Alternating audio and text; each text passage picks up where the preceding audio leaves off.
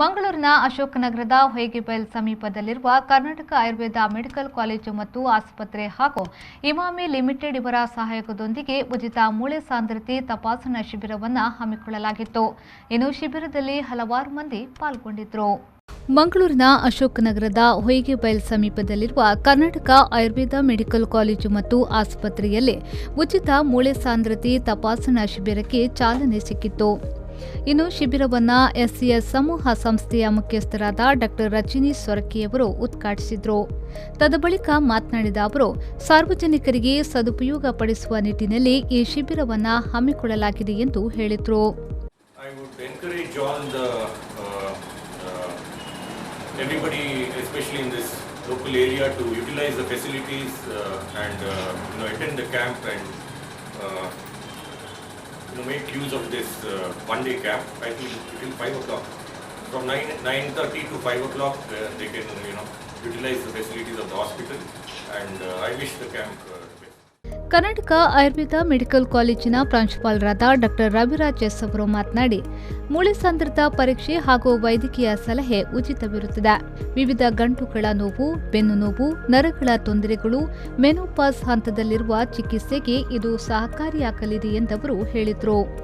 Earlier we were never using the tests as such. Actually we used to, from the Ayurvedic perspective, always we used to do the dosha, dhatu, these analysis, and we used to diagnosis. But now the patients, they come up with the reports as such, and they go to the other doctor with the reports that they have. So we need the even though we can many a times diagnose the disease without the test, because just like how when we were the students, just at the look of the patient, our teachers, they used to tell how to diagnose the tuberculosis just by the look of the patient. So but now it is if you diagnose, still the patient demands the test report as such. So we need to have the test report, so that patient also feels comfortable. That is, I have done some test and I am very comfortable, I am negative now. Just like how the COVID test, we demand the COVID test as such actually, to feel even for the safety of us as such, and also to the patient. Medical college ಮತ್ತು ಆಸ್ಪತ್ರೆಯ ವೈದ್ಯಕೀಯ ಅಧೀಕ್ಷಕರಾದ ಡಾ Uday DK ಅವರು ಪ್ರಾಸ್ತಾವಿಕ ಭಾಷಣ ಹಾಗೂ ಗಣ್ಯರನ್ನ ಸ್ವಾಗತಿಸಿದ್ರು. ಡಾ ಶುಭಶ್ರೀ ಅವರು ಕಾರ್ಯಕ್ರಮವನ್ನು ನಿರೂಪಿಸಿದ್ರು.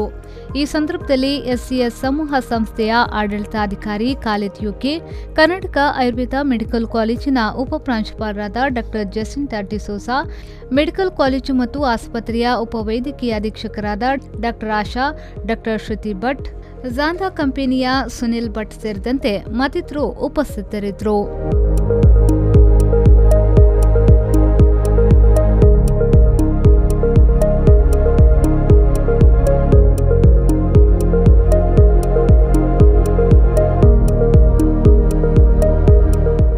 ನಾಗೇಶ್ ಕಾವೂರು, ವಿ4 ನ್ಯೂಸ್, ಮಂಗಳೂರು.